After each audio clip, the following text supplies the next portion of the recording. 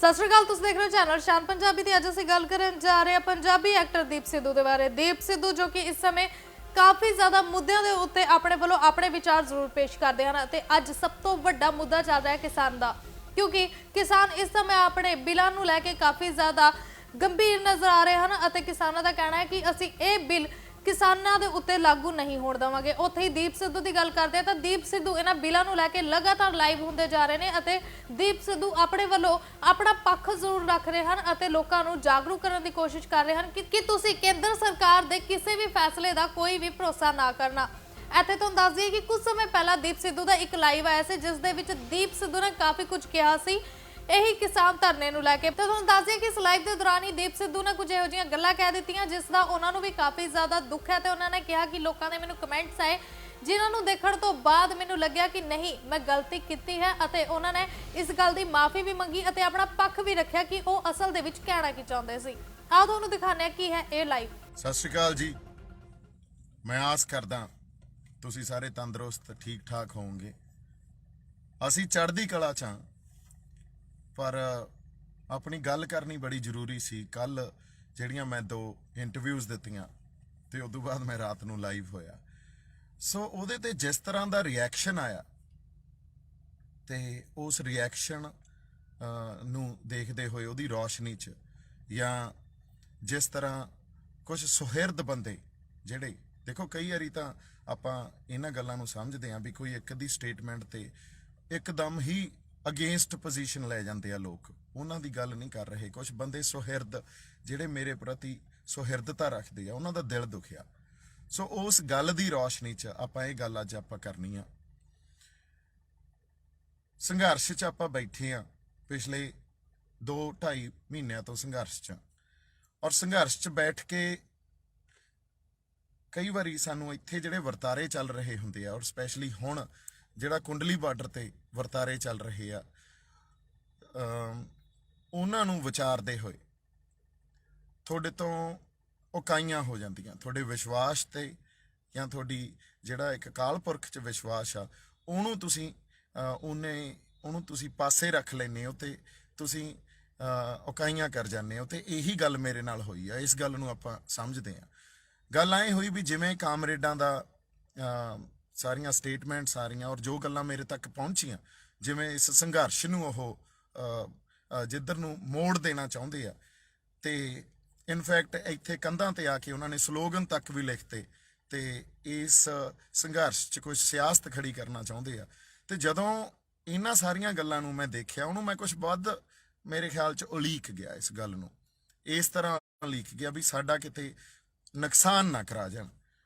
ਤੇ ਜਿਹੜੀ ਵਿਸ਼ਵਾਸ ਤਾਂ ਜਿਹੜੇ ਅਕਾਲ ਪੁਰਖ ਦੇ ਭਰੋਸੇ ਤੇ ਅਸੀਂ ਖੜੇ ਸੀ ਵੀ ਅੱਜ ਤੱਕ ਜੋ ਕਲਾ ਵਾਪਰੀ ਆ ਉਹ ਅਕਾਲ ਪੁਰਖ ਵਾਹਿਗੁਰੂ, ਉਸ ਅਕਾਲ ਪੁਰਖ ਵਾਹਿਗੁਰੂ ਨੇ ਹੀ ਕਲਾ ਵਰਤਾਈ ਆ ਤੇ ਇਹਦੀ ਅਗਵਾਈ ਗੁਰੂ ਸਾਹਿਬ ਆਪ ਕਰ ਰਹੇ ਆ। ਗੁਰੂ ਨਾਨਕ ਸਾਹਿਬ 10ਵੇਂ ਪਾਤਸ਼ਾਹ ਇਹ ਵਰਤਾਰੇ ਦੀ ਅਗਵਾਈ ਆਪ ਕਰ ਰਹੇ ਆ। ਉਸ ਗੱਲ ਤੋਂ ਮੈਂ ਕਿਤੇ ਦੂਰ ਹੋ ਗਿਆ। ਸੋ ਜਦੋਂ ਅਸੀਂ ਸਮਾਜਿਕ ਵਰਤਾਰਿਆਂ ਨੂੰ ਦੇਖਦੇ ਹਾਂ ਜਾਂ ਮਾਨਸਿਕਤਾ ਜਿਹੜੀ ਮਨੁੱਖੀ ਮਾਨਸਿਕਤਾ ਨੂੰ ਅਸੀਂ ਸਮਝਦੇ ਹਾਂ, ਉਦੋਂ ਕਈ ਵਾਰੀ ਇਹ ਉਕਾਈਆਂ ਹੋ ਜਾਂਦੀਆਂ ਤੇ ਇਹੀ ਉਕਾਈ ਮੇਰੇ ਤੋਂ ਹੋਈ।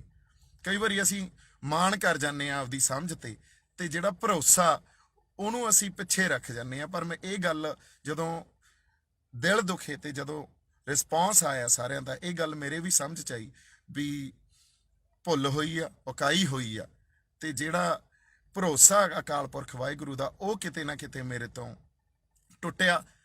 ਪਰ ਇਹ ਵੀ ਗੱਲ ਨਹੀਂ ਵੀ ਅਸੀਂ ਉਸ ਮਾਣ 'ਚ ਰਹੀਏ ਤੇ ਆਪਦੀ ਗਲਤੀ ਨਾ ਮੰਨੀਏ। ਇਸ ਗੱਲ ਤੇ ਜਿਨ੍ਹਾਂ ਦੇ ਮੈਂ ਦਿਲ ਦੁਖਾਏ ਆ, ਜਿਨ੍ਹਾਂ ਨੂੰ ਲੱਗਦਾ ਵੀ ਆਪਾਂ ਕੁਛ ਢਹਿੰਦੀ ਕਲਾ ਵਾਲੀ ਗੱਲ ਕੀਤੀ ਹੈ, ਨਹੀਂ, ਮੈਨੂੰ ਜਿਹੜੇ ਵਰਤਾਰੇ ਮੇਰੇ ਤੱਕ ਪਹੁੰਚ ਰਹੇ ਸੀ, ਇੱਥੋਂ ਜਿਹੜੀਆਂ ਗੱਲਾਂ ਮੇਰੇ ਤੱਕ ਪਹੁੰਚ ਰਹੀਆਂ ਸੀ ਤੇ ਜਿਸ ਤਰ੍ਹਾਂ ਮੈਂ ਸਾਰੇ ਇੱਥੇ ਸਾਡੇ ਲੋਕਾਂ ਨਾਲ ਜਾਂ ਸੰਗਤ ਨਾਲ ਆਪਦੇ ਆਪ ਨੂੰ, ਆਪਦੇ ਸੈਂਸ ਆਫ ਬਿਲੋਂਗਿੰਗ ਨੂੰ, ਜਾਂ ਜਿਵੇਂ ਮੈਂ ਉਹਨਾਂ ਦੇ ਨਾਲ ਸੰਬੰਧ ਰੱਖਦਾ, ਉਸ ਪਰਿਵਾਰ ਨਾਲ ਸੰਬੰਧ ਰੱਖਦਾ ਜਿਹੜੀ ਇੱਥੇ ਸੰਗਤ ਆਈ ਹੋਈ ਆ, ਸੋ ਮੈਨੂੰ ਕਿਤੇ ਐਂ ਸੀ ਵੀ ਸਾਡਾ ਨੁਕਸਾਨ ਨਾ ਕਰਾ ਦੇਣ।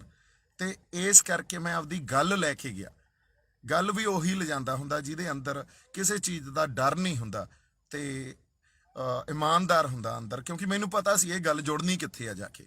ਇਹ ਗੱਲ ਜੁੜਨੀ ਵੀ ਉੱਥੇ ਹੀ ਸੀ ਵੀ ਦੇਖਿਆ ਅਸੀਂ ਤਾਂ ਕਿਹਾ ਸੀ ਇਹ ਤਾਂ ਆਰਐਸਐਸ ਦਾ ਏਜੰਟ ਆ।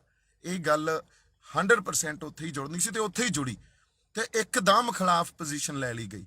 ਪਰ ਨਾ ਤਾਂ ਅਸੀਂ ਸ਼ਹਾਦਤਾਂ ਤੋਂ ਪਿੱਛੇ ਮੁੜਦੇ ਹਾਂ, ਨਾ ਅਸੀਂ ਢਹਿੰਦੀ ਕਲਾ ਵਾਲੀ ਗੱਲ ਕਰਦੇ ਹਾਂ, ਪਰ ਵਾਕਈ ਮੇਰੇ ਤੋਂ ਇਹ ਇਕਾਈ ਜ਼ਰੂਰ ਹੋਈ ਆ ਵੀ ਮੈਂ ਇਸ ਵਰਤਾਰੇ ਨੂੰ ਜਾਂ ਜੋ ਕਾਮਰੇਡ ਲਾਣਾ ਜਿਵੇਂ ਜੋ ਗੱਲਾਂ ਕਰ ਰਿਹਾ ਉਹਨੂੰ ਕਿਤੇ ਵੱਧ ਜਾਂ ਇਸ ਤਰ੍ਹਾਂ ਉਹਨੂੰ ਉਲੀਕ ਵੱਧ ਗਿਆ।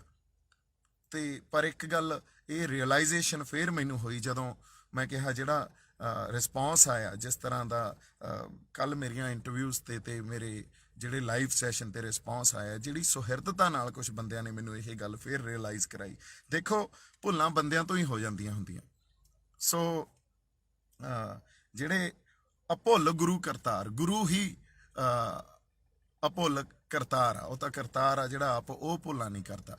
ਸੋ ਉਸ ਗੁਰੂ 'ਚ ਇੱਕ ਵਾਰੀ ਫੇਰ ਦੇਖੋ ਮੈਨੂੰ ਵਾਪਸ ਖਿੱਚ ਕੇ ਲੈ ਆਇਆ। ਉਸ ਗੁਰੂ 'ਚ ਸਾਨੂੰ ਵਿਸ਼ਵਾਸ ਹੈ, ਅਕਾਲ ਪੁਰਖ ਵਾਹਿਗੁਰੂ 'ਚ ਵਿਸ਼ਵਾਸ ਹੈ, ਇਹਦੀ ਅਗਵਾਈ ਅਕਾਲ ਪੁਰਖ ਵਾਹਿਗੁਰੂ ਆਪ ਕਰ ਰਿਹਾ।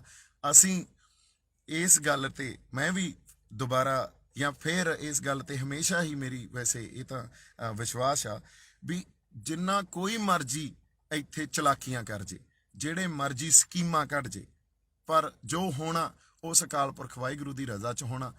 ਉਸ ਅਕਾਲ ਪੁਰਖ ਵਾਹਿਗੁਰੂ ਨੇ ਜੋ ਇੱਥੇ ਵਾਪਰਨਾ, ਉਸ ਅਕਾਲ ਪੁਰਖ ਵਾਹਿਗੁਰੂ ਦੇ ਉਹਨਾਂ ਦੀ ਅਗਵਾਈ 'ਚ ਵਾਪਰਨਾ, ਉਹ ਤੋਂ ਬਾਹਰ ਨਹੀਂ ਵਾਪਰ ਸਕਦਾ।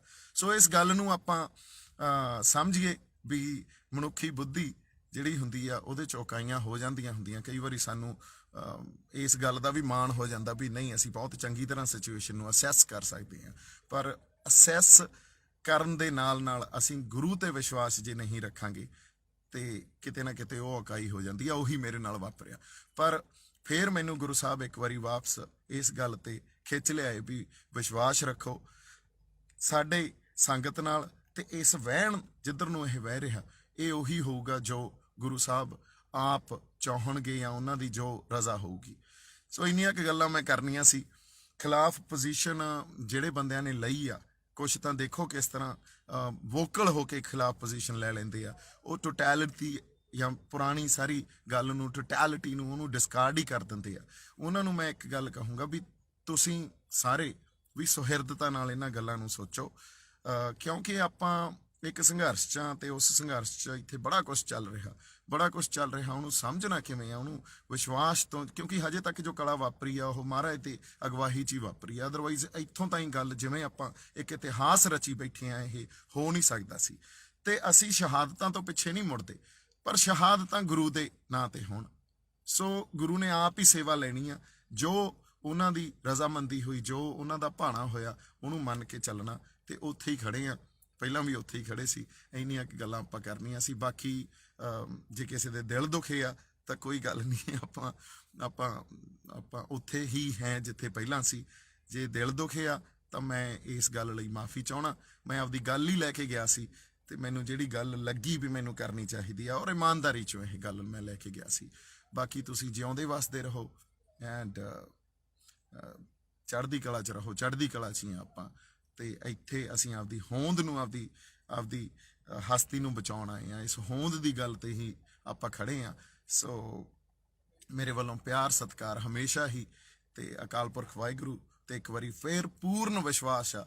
ਇਸ ਗੱਲ ਤੇ ਵਿਸ਼ਵਾਸ ਆ, ਇਹ ਭਰੋਸਾ ਕਈ ਵਾਰੀ ਸਾਡੇ ਅੰਦਰੋਂ ਟੁੱਟ ਜਾਂਦਾ ਹੁੰਦਾ। ਉਹ ਟੁੱਟ ਕਿਉਂ ਜਾਂਦਾ ਹੁੰਦਾ? ਕਿਉਂਕਿ ਸਮਾਜਿਕ ਵਰਤਾਰਿਆਂ ਨੂੰ ਅਸੀਂ ਜਿਸ ਤਰ੍ਹਾਂ ਕੋਈ ਸਕੀਮਾਂ ਘੜਦੇ ਆ, ਜਿਸ ਤਰ੍ਹਾਂ ਕੁਝ ਗੱਲਾਂ ਹੁੰਦੀਆਂ ਇੱਥੇ, ਉਹਨਾਂ ਨੂੰ ਅਸੀਂ ਉਹਨਾਂ ਤੋਂ ਜ਼ਿਆਦਾ ਪ੍ਰਭਾਵ 'ਚ ਆ ਜਾਂਦੇ ਆ, ਜਾਂ ਉਹਨਾਂ ਤੋਂ ਇਹ ਗੱਲ ਕਈ ਵਾਰੀ ਡਿਸਟਰਬ ਕਰ ਜਾਂਦੀ ਆ ਵੀ ਸਾਡੇ ਲੋਕਾਂ ਦਾ ਨੁਕਸਾਨ ਨਾ ਹੋ ਜਾਏ, ਕਿਸੇ ਦੀ ਪੋਲੀਟੀਕਲ ਸਕੀਮ ਦੇ ਤਹਿਤ ਨੁਕਸਾਨ ਨਾ ਹੋ ਜਾਏ, ਕਿਉਂਕਿ ਬਹੁਤ ਨੁਕਸਾਨ ਅਸੀਂ ਪਹਿਲਾਂ ਝੱਲੇ ਆ।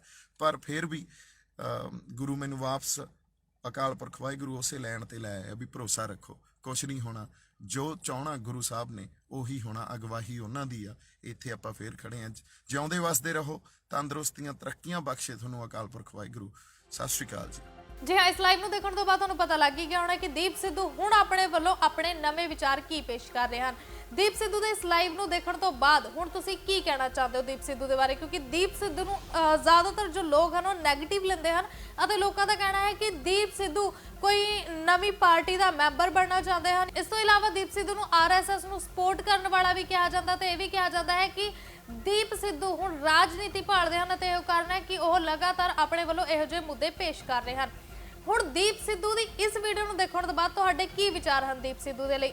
ਆਪਣੇ ਵੱਲੋਂ ਤੁਸੀਂ ਆਪਣੇ ਵਿਚਾਰ ਦੀਪ ਸਿੱਧੂ ਦੇ ਲਈ ਦੇਣਾ ਨਾ ਭੁੱਲਣਾ ਅਤੇ ਕਿਸਾਨਾਂ ਦੇ ਲਈ ਤੁਸੀਂ ਹੁਣ ਆਪਣੇ ਵੱਲੋਂ ਕੀ ਉਹਨਾਂ ਨੂੰ ਮੈਸੇਜ ਦੇਣਾ ਚਾਹੁੰਦੇ ਹੋ, ਆਪਣੇ ਵੱਲੋਂ ਆਪਣਾ ਸੱਦਾ ਕਿਸਾਨਾਂ ਨੂੰ ਵੀ ਜ਼ਰੂਰ ਦੇਣਾ। ਤੇ ਅੱਜ ਦੇ ਲਈ ਇੰਨਾ ਹੀ, ਮਿਲਾਂਗੇ ਅਗਲੀ ਵਾਰ ਇੱਕ ਨਵੀਂ ਖਬਰ ਦੇ ਨਾਲ। ਤੇ ਬਾਲੀਵੁੱਡ ਅਤੇ ਪਾਲੀਵੁੱਡ ਦੇ ਡੇਲੀ ਦੇ ਅਪਡੇਟਸ ਦੇ ਲਈ ਚੈਨਲ ਨੂੰ ਸਬਸਕ੍ਰਾਈਬ ਜ਼ਰੂਰ ਕਰ ਲੈਣਾ ਤੇ ਬੈਲ ਆਈਕਨ ਨੂੰ ਪ੍ਰੈਸ ਕਰਨਾ ਨਾ ਭੁੱਲਣਾ ਤਾਂ ਕਿ ਤੁਹਾਨੂੰ ਡੇਲੀ ਦੇ ਅਪਡੇਟਸ ਦਿੰਦੇ ਰਹੀਏ।